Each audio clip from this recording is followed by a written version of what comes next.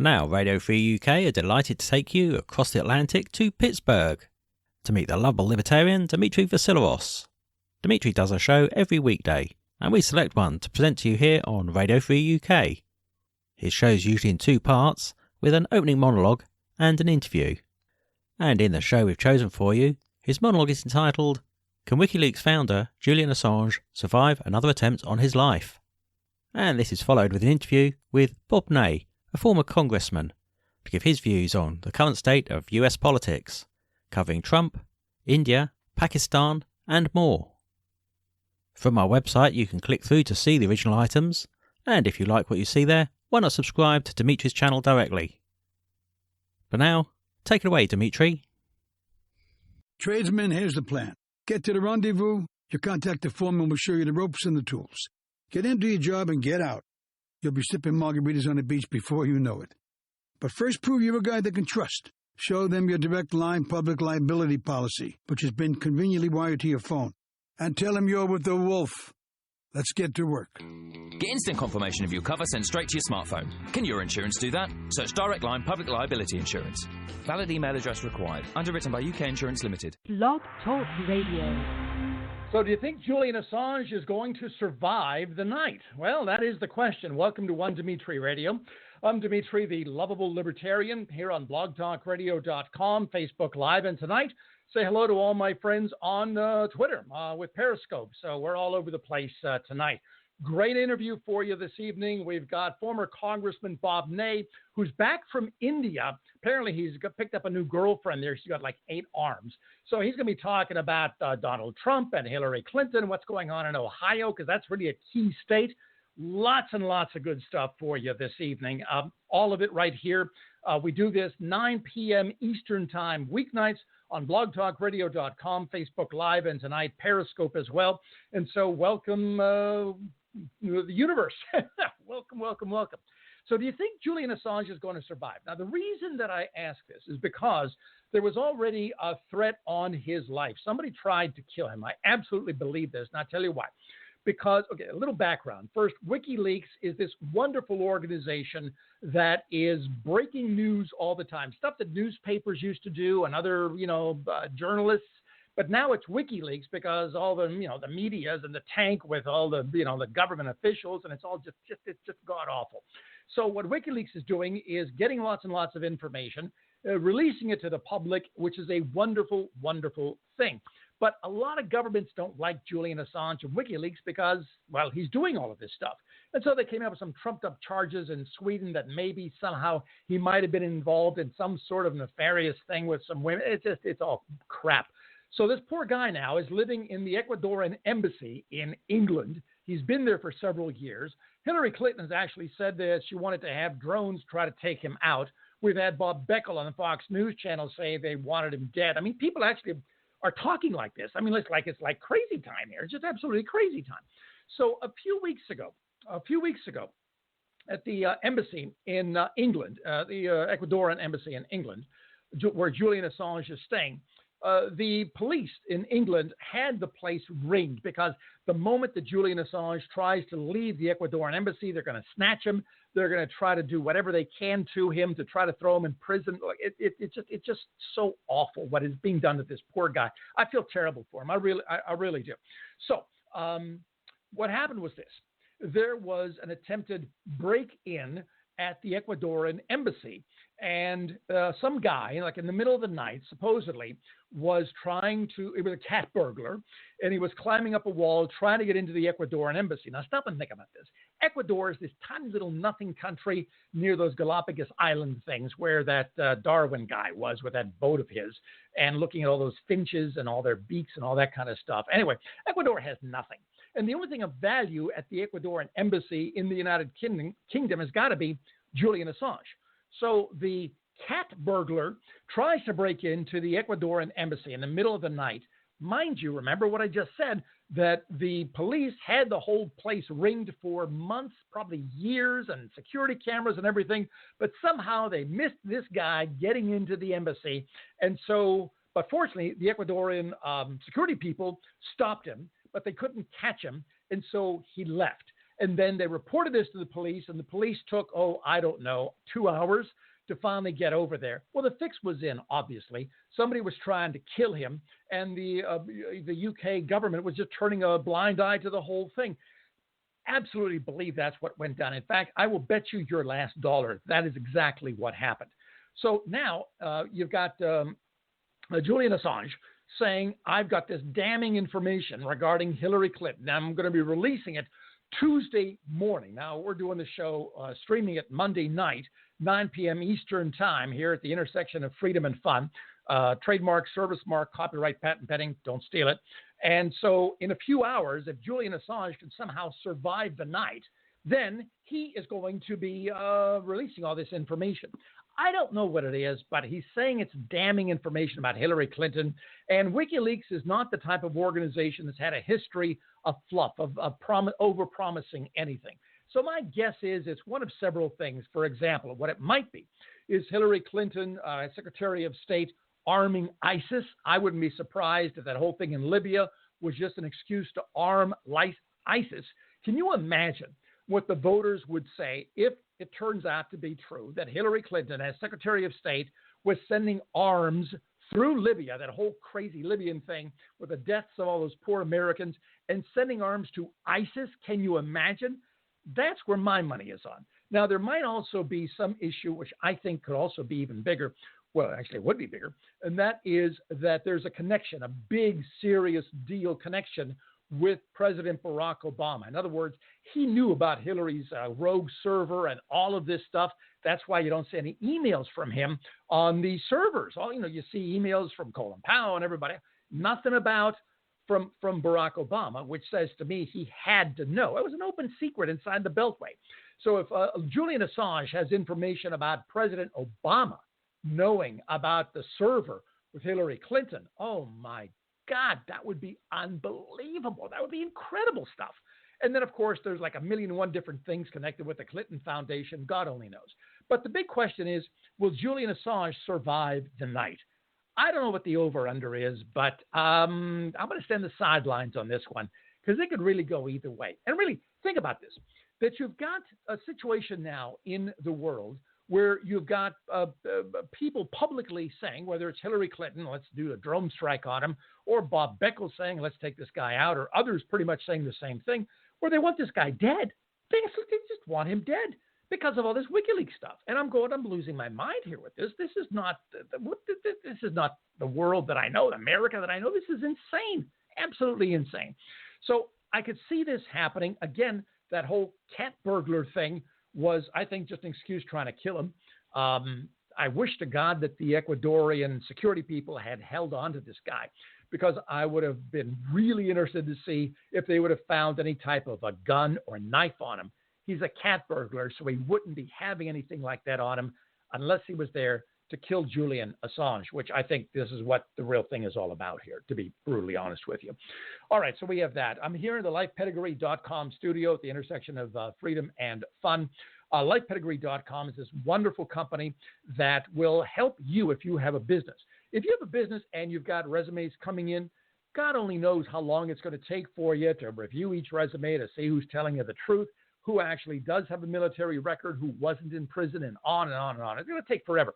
But if you use LifePedigree.com, they will do that for you, and all for a very, very low price. So here's what you do. Send an email to LifePedigree.com. It's sales@LifePedigree.com. In the subject line, put in my name, Dimitri. That's with 3 I's. D-I-M-I-T-R-I.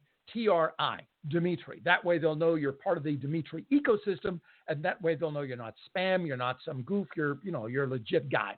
And so you send the resumes to LifePedigree.com. LifePedigree.com reviews the resumes, knows how to access all the different databases, so they get all the information, and then the resumes that actually do check out, that people are actually telling the truth, they'll put the seal of approval on it. You get the resumes back, and then it'll be easier for you to decide who to interview and who to hire. Sales@LifePedigree.com. Dimitri in the subject line. Again, Dimitri with 3 I's, D-I-M-I-T-R-I. And LifePedigree.com will take very good care of you. I know these people. These are great Pittsburghers. These are terrific people. Wonderful idea. Sales@LifePedigree.com. Now, One of my favorite audio clips ever is the head of the FBI, James Comey, a lawyer, who it was before Congress just a few days ago, and he was pleading with Congress to say, please don't call us weasels. Please don't call us weasels. One of my favorite clips of all time. Let me play this for you. I've got it queued up here. I love this thing. Here, we are not on anybody's side. This was done exactly the way you would want it to be done. That said, questions are fair. Feedback is fair. Absolutely. But the foot soldiers, we use that term in the civil rights movement, your agents on the ground, you take issue with whether or not they were compromised or they were adhering to somebody else's message. Is that what you're saying? Absolutely. You can call us wrong, but don't call us weasels. We are not weasels. We are honest people, and we did this in that way. Whether you disagree or agree with the result, this was done the way you would want it to be done. One of my favorite quotes of all time. One of the audio clip that I might love more than any other audio clip. The head of the FBI saying, "Don't call us weasels. We're not weasels." Well, he's right, because weasels would never do what we found out now that the FBI did. This is unbelievable. Just when you thought they could not be more weasel-like, the FBI does this. I actually couldn't believe this story when I read this in the Drudge Report. But here it is. Here it is. The FBI, don't call us weasels, that FBI. The FBI agreed to destroy laptops of Clinton aides that had immunity deals.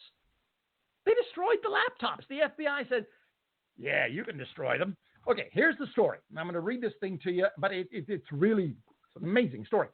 The FBI destroyed laptops of Clinton aides after reviewing immunity deals for two top Hillary Clinton aides, including a side arrangement obliging the FBI to destroy their laptops. It's unbelievable. The aides are Cheryl Mills, who apparently is like the ringleader of all this thing for Hillary Clinton, and this staffer, Heather Samuelson. And it's the immunity deals for Mills and Samuelson. Okay, they were agreed. Okay, the side deals to destroy the laptops. Now, think about this. The FBI and the Department of Justice, it's all the same thing. It's all the same political whores, have given immunity to all these people because they don't want anyone to know, to get arrested, to be charged with anything. So everybody gets immunity deals. But now it turns out that the immunity deals extend even to the laptops. So even though these people got immunity deals, they said, well, that's not good enough, FBI. We also want to be able to destroy our laptops. And the FBI, the weasels at the FBI said, oh, okay, you can do that too. Now we're finding out. This is after Comey is saying, don't call us weasels. We're not weasels. Well, he's right, because weasels would never do this. Weasels are just these little mammals who just run around, eating rats or whatever the hell they eat, minding their own business. At least they're not trying to undermine the very foundation of our republic. But that's what's going on here now. The FBI agreed to this. Yes, we'll give you immunity. You're free. We'll even give immunity to your laptops. Yes, you can destroy. I can't believe this. You can destroy your laptops. This is perfectly fine with us. We have no problem with this. Destroy. It's just like, I'm just, I don't know. I don't know. Anyway, we do this 5 nights a week, 9 p.m. Eastern time on blogtalkradio.com, on Facebook Live, and tonight on Periscope. So thank you so much for joining us, everyone. You can follow me on Twitter. You can also follow me on Facebook. You can also friend me on Facebook, although we're almost up to 5,000, so there's not a whole lot of room. And most of the friend requests that I get are these beautiful young women who have pretty much nothing except that they've got, hot bodies and they're showing a lot of cleavage and all that. And I always say no, decline all of those friend requests all the time. It's like, no. But you can follow me. And so by all means, please do so. You can download any episode of One Dimitri Radio on blogtalkradio.com. And I'm still waiting. And by the way, a great interview tonight with Congressman Bob Ney, former Congressman Bob Ney, who was a very big deal guy in Congress for a very long time, then got into a little trouble with the Abramoff scandal, ended up going to the big house for a little while, but came out a much better man. Wonderful, wonderful guy. Really enjoy talking with him. He gives you great insights. He's terrific. So I've got this great interview for you tonight, and I hope you like it. All right, we have that. Again, what I've been talking about, and still I don't know of anyone else who has been bringing this up, but this whole thing with Hillary and protecting her and protecting all of her people, it's not about protecting Hillary. That's a means to an end. What's really going on here is they're protecting President Barack Obama because he had to know about Hillary's server. He had to know about all this stuff. You never see any emails from him, even though she was Secretary of State using a private server, which tells you right there that he had to know. Now we find out from Wikileaks, thank you, Julian Assange, that the president was using an alias. He had to know. So all of this stuff, immunity to all of Hillary's people and no charges against Hillary and even immunity to the laptops, it's not about Hillary. It's about protecting Barack Obama. That's what's really going on here. And no one else has been bringing this thing up, and I keep hammering away at this thinking someday somebody else is going to figure this thing out. I can't be the only one who's figured this thing out, but apparently I am. So at least you know that.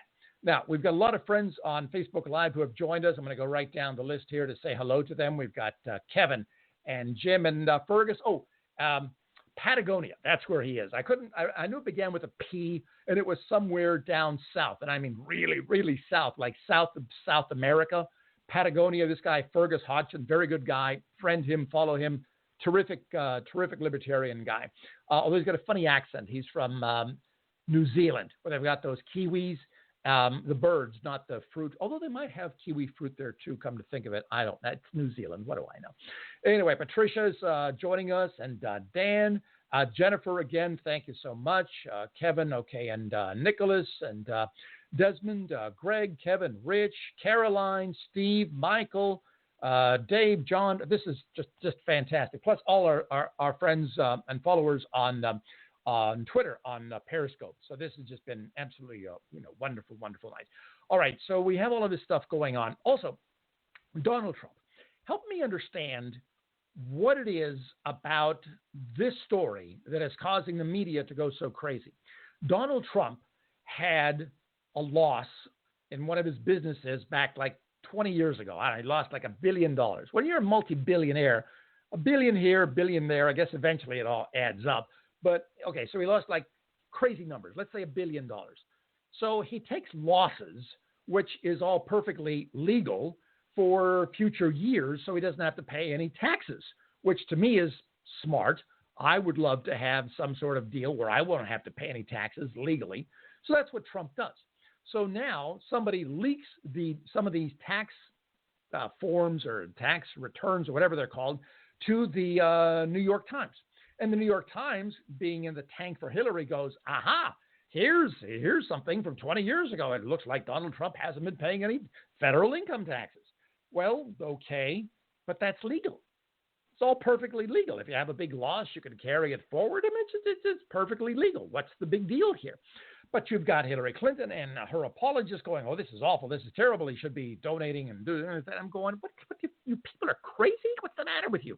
Turns out now that Hillary Clinton used the same accounting device or technique, whatever it's called, to shield some of her income. And again, perfectly legal. Oh, I don't care. I'm a libertarian. I don't want anybody to pay an income tax. I hate the income tax.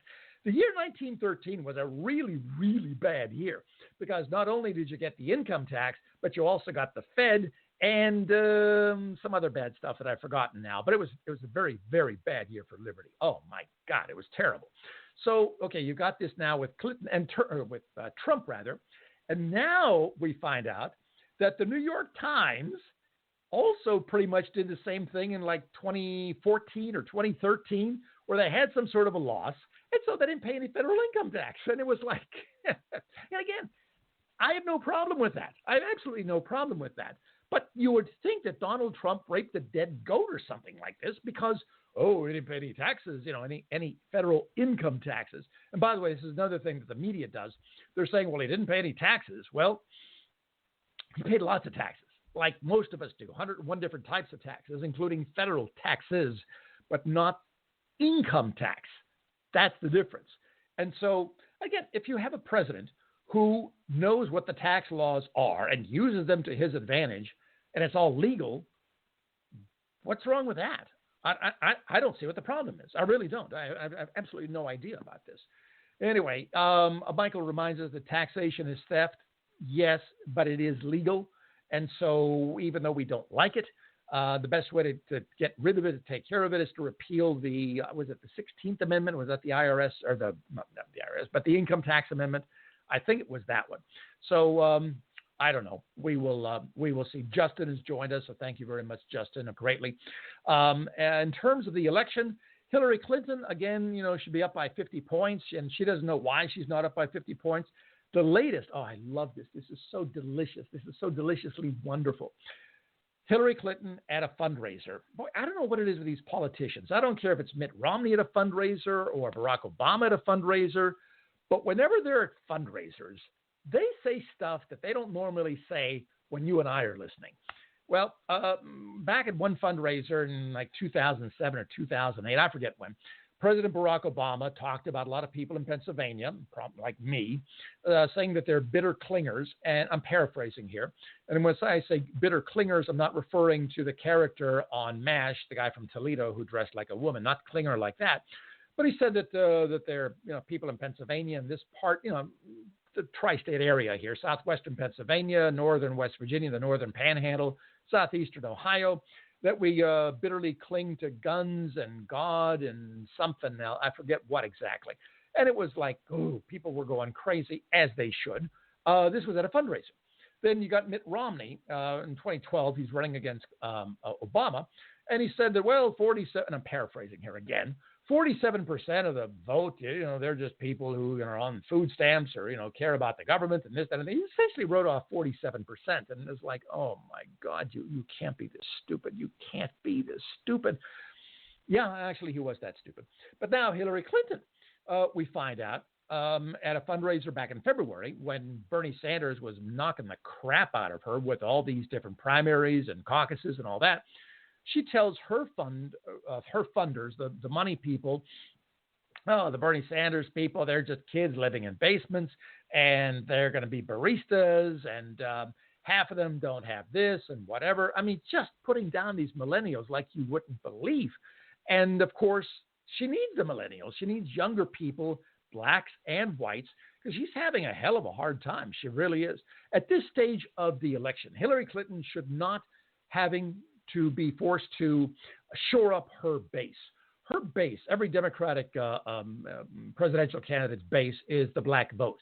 Black voters are overwhelmingly voting Democrat. They're the most loyal voting bloc in the Democratic Party. They're extremely loyal. I'll never understand why, but they are. Like, okay, fine. That's what black voters do. Whatever. So, fine. So, Hillary, this should be a given that she should be having all of these people. But she is having a very tough time, especially with younger black voters, because many of them believe in the Black Lives Matter movement. Many of them know that she and her husband, Bill Clinton, were involved in this terrible legislation back in the 90s where they targeted young blacks. And in fact, this one famous speech that you see, you can see it anywhere on YouTube, Hillary Clinton is saying that young black males should be kept to heel, like an animal, like a dog, and that they're super predators and they should be thrown in prison. It's just absolutely unbelievable. And a lot of, Black Lives Matter people, younger blacks, are going, now, we're on to you, lady. We're on to you. All the prisons are full of a lot of young black men, lives ruined and all that because you and Bill Clinton did this in the 90s. I mean, absolutely shame on them. Absolutely shame on them. And so Hillary's got lots of problems trying to get black voters, and she absolutely needs to get every black voter to have a shot at winning a lot of the swing states where black voters make up an important percentage of the population. And if you lose just a few of them, you could end up losing the state, whether it's Florida or North Carolina, or Virginia, or Pennsylvania. And of course, she's already lost Ohio, even though she's got LeBron James to endorse her today. Whoop the effing do.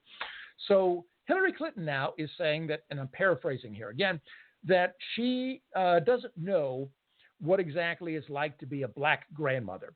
That black grandmothers, know all this stuff and this, that, and the other going on and on. I'm losing my mind. I can't believe that I'm hearing this. This is like crazy talk. But then it was like, oh, right, she's having problems getting black voters because she needs all the black voters. Anytime you hear Hillary Clinton or President Barack Obama or First Lady Michelle Obama or any other spokesman for Hillary Clinton talking about black voters, why black voters have to really support her and all that, they're telling you they've got a problem, because that should be a given. That should absolutely be a given. At this stage in the election, that should be all tied up, should be in a nice, neat bow. And I guess the best example might be all the time that they're spending in Pennsylvania, southeastern Pennsylvania, a lot of black voters there.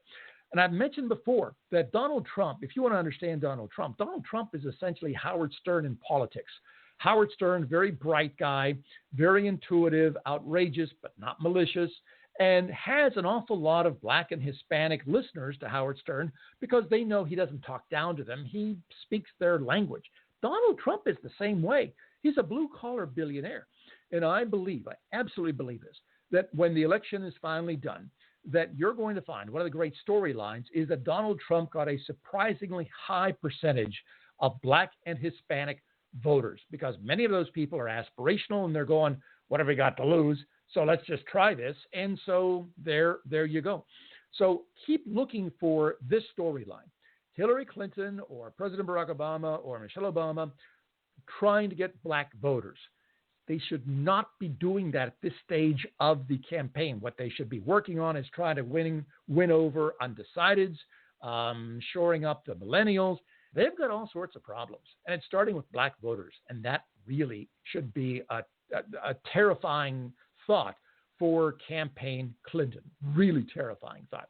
Anyway, we do this weeknights, 9 p.m. Eastern Time on blogtalkradio.com, Facebook Live, and tonight on Periscope. So I want to say hello to all my Periscope friends as well, all the followers. Great interview tonight. Geraldine has joined us. Rosalie has joined us.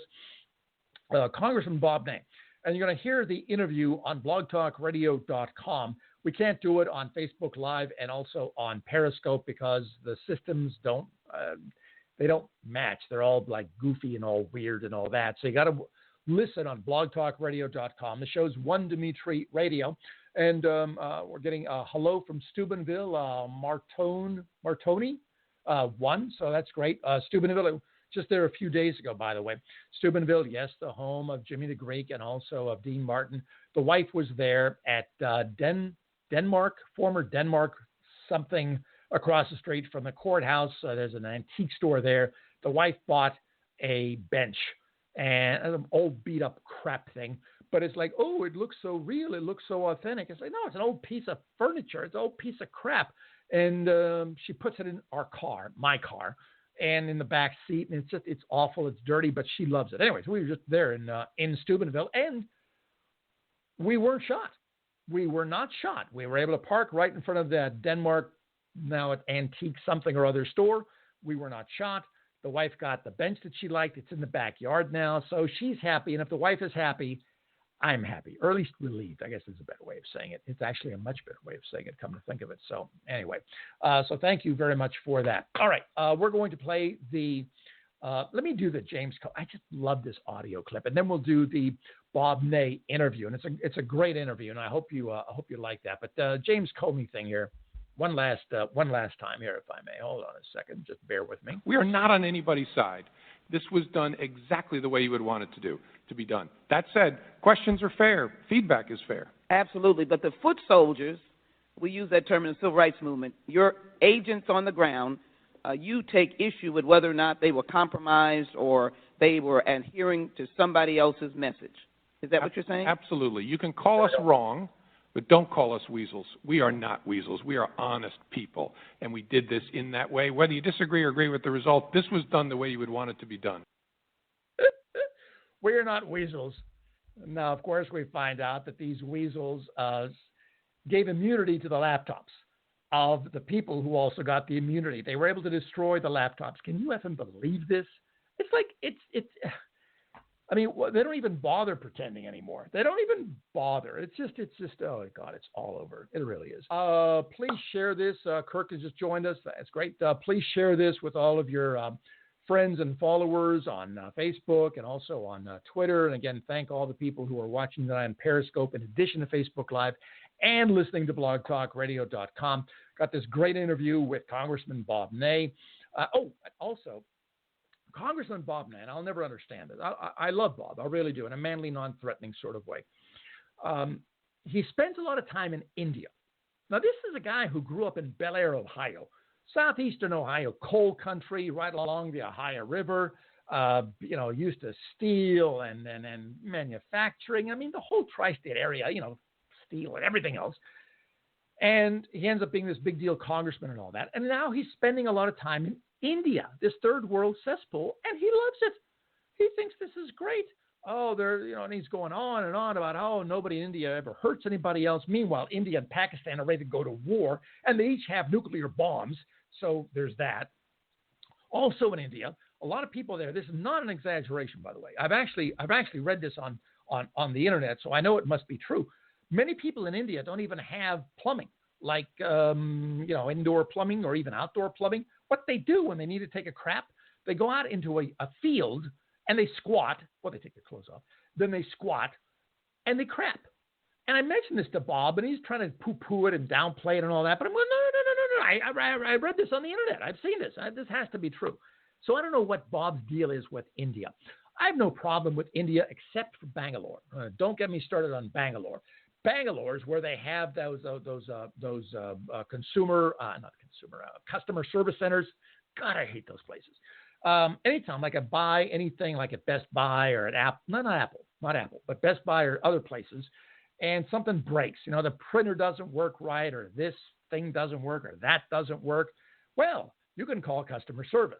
But in order to call customer service, you've got to put up with people who English is not their first language. It's their second or ninth language.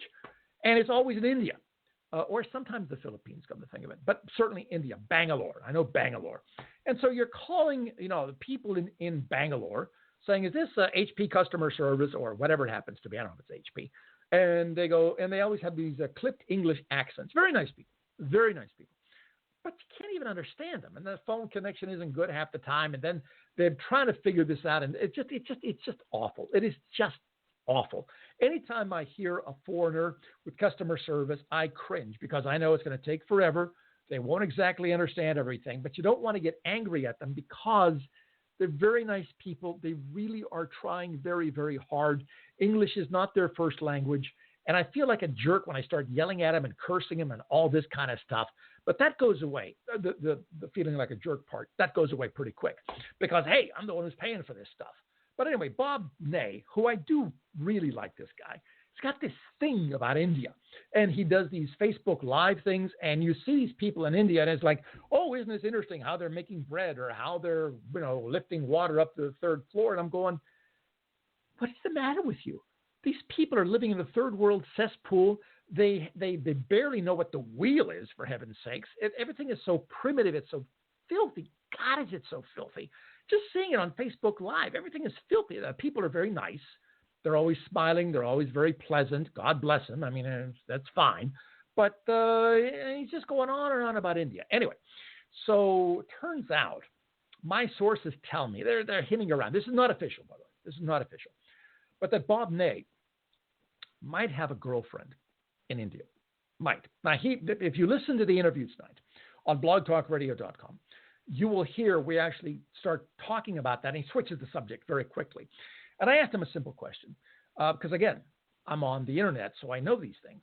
I asked him if his girlfriend in India, because, they've got a caste system there, and you got the untouchables, and then the sort of touchables, and then the kind of touchables, and then it's just the craziest thing here. I asked him, because I'm figuring, with Bob Ney, she's got to be like one of the untouchables, like at the bottom of the caste system. Well, he's Bob Ney after all. I said, is she one of those women in India who has 8 arms? Well, now the reason for that is I have seen pictures of women in India, mostly drawings, but they have 8 arms. Apparently they've got some thalidomide issues there or whatever, I don't know. But some sort of defects where a lot of the women, who seem to be very nice and very rich, God, they look gold, but they have 8 arms. And so I asked him kind of innocently, sort of innocently, does your girlfriend there in India, and one of the untouchables, does she have 8 arms? And he started to laugh, ha, ha, ha, but he never answered the question. And so That's part of the interview. So you might want to listen to that part of the interview and ask yourself, is it possible that Bob Ney, who's got this insane attraction to India, has a girlfriend with 8 arms? I don't know, which I think would be very cool, by the way. It would be very cool. Because if you had a girlfriend with 8 arms, can you imagine the fun that you could have in bed? Oh, my God. It would be unbelievable. It was just absolutely unbelievable. Of course, you would probably lose a fortune in gloves because you got to pay for like 4 pairs of gloves. And then and then you go to one of those Vietnamese nail salons. Oh, forget it. You'd lose all your money. I've got 8 arms. I've got 5 fingers on each. And so 5 times 8, common core. It's a friendly integer. It's a lot of fingers. It's a lot. Anyway, so that's part of the interview as well. So listen to that. Let me know what you think, if you would. All right, Dave is writing in on Facebook Live. We all understand how bad Hillary Clinton is and wants to be POTUS. My question is, what is Trump going to do for us? This is a serious question. Well, part of it, he's going to build a wall, and Mexico will pay for it. That I'm quite sure. I believe he's going to get rid of a lot of the EPA regulations, and I think it's going to be great for the coal country here in the tri-state area. I think it's going to be great for coal and for fracking and all that. That part's probably going to be fantastic. And a lot of people don't realize this. Among the two, if you look at just the 2 old party candidates, Hillary Clinton, who is a soulless witch, or Donald Trump, who is not a soulless witch, Donald Trump, of these 2, now again, as a libertarian, I'm voting for Gary Johnson, even though I know he's kind of a goof, and lately he's been saying stuff and doing stuff, mostly saying stuff that it just drives me crazy. But he's the best libertarian we got. That's the guy. I'm voting for him. That's all there's to it. He drives me crazy, but that's it. But of the 2 old parties, Donald Trump by far is more of the peace candidate than Hillary Clinton. It's not even close. It's not even close. Hillary Clinton loves war. She's got blood on her hands, not only the war, voting for the war in Iraq, but the whole thing in Syria and Libya and all that. She loves war. God, she loves war. Donald Trump doesn't. Donald Trump loves deals. And deals in government speak is called diplomacy, negotiating treaties and all that kind of stuff. And Donald Trump has said, maybe we shouldn't even be in NATO. Maybe these countries that we've been protecting for all these decades should be able to protect themselves now, that kind of a thing. And he's not even saber rattling with Russia. If you limit yourself, which by the way is a mistake, but if you do limit yourself to a choice between the 2 old parties, and peace is very important to you, Donald Trump is much closer to being a peace candidate than Hillary Clinton ever will be. It's not even close. It's not even close. So that's what Donald Trump, I think, will bring. Let's see. John is calling in. Dude, are you a perv? Well, define perv. Just define perv. I can tell you that when I lived in Tampa, Hillsborough County, I got a full pardon from the governor, and the records have been sealed for 75 years. It was just a terrible misunderstanding. Let's see. John is writing, I have friends in India, great people. Well, I don't know what makes them great. People are people all over the world. And so, okay, Bob is recruiting for the Hare Krishnas in Moundsville.